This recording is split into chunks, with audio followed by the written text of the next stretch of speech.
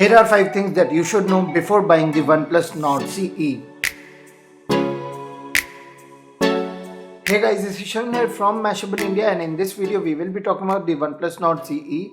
Also, we will consider this phone as a 25K device and not a 22K device because we all know that the base variant does not show up. We will start off with the software, where Oxygen OS for a fact is one of the best and the cleanest Android experience out there. There are no ads, no bloatware, but yes, there are some OnePlus services, but nothing offensive. So overall, Oxygen OS gets a big thumbs up from us. Moving on to display, the OnePlus Nord CE packs a 90Hz AMOLED display, which supports HDR in all streaming apps, and the screen is plenty bright for outdoor usage. So overall, pretty good display. Moving on to the controversial part, Snapdragon 750G. And it's an okay performer. Wait, don't type your comment yet, let me explain. So because of well optimization in Oxygen OS, the 750G is not a bad performer here.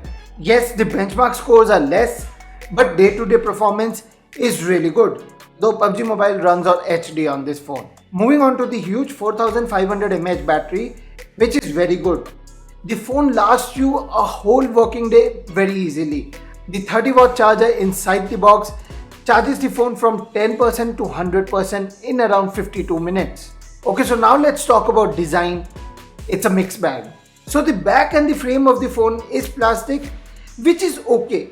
But the advantage of using plastic, the phone only weighs 170 grams, which evidently feels light.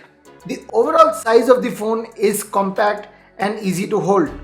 But the disappointing thing is that we are missing alert slider. OnePlus Nord CE is the first OnePlus phone to not have an alert slider after OnePlus One. No! God, please, no! No! No! But to a plus point, 3.5mm headphone jack makes a return. So yeah, a mixed bag.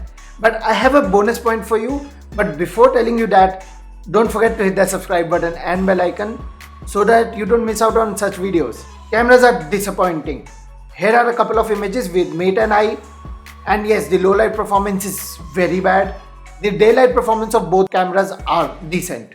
Here is a 4K 30fps video sample, and we can see that OnePlus is not up to the mark compared to the Meet and I. Meet and I has better color reproduction and overall a much better image. So overall, the OnePlus CE is an okay device. But the problem here with OnePlus is that there is just too much competition. Let me show you. Starting off with iQOO Z3. It's a 21,000 rupees device which offers a much better processor, Snapdragon 768G. But the phone's software is not up to the mark and the cameras are also subpar. So we will skip on that. Moving on to Redmi Note 10 Pro Max at 22,000 rupees, which offers a better display at 120Hz AMOLED, a much better camera performance backed up by 108 megapixel sensor, but there is performance compromise with Snapdragon 732G.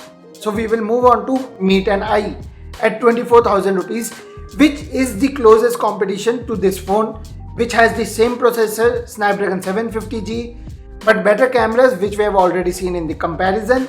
The only negative here for Meet and I is that the phone has an IPS 120Hz display and not an AMOLED. And my favorite device in this competition would be the Realme X7 Max. Yes, it's 2,000 rupees expensive if you consider the 25,000 rupees price point of this phone. But for 2,000 rupees extra, you get a lot of things. Like the great flagship processor Dimensity 1200, you get a better display with 120Hz AMOLED. You get Realme UI, which is not better than Oxygen OS, but it's still digestible. Camera performance is similar. Charging speeds are a little better.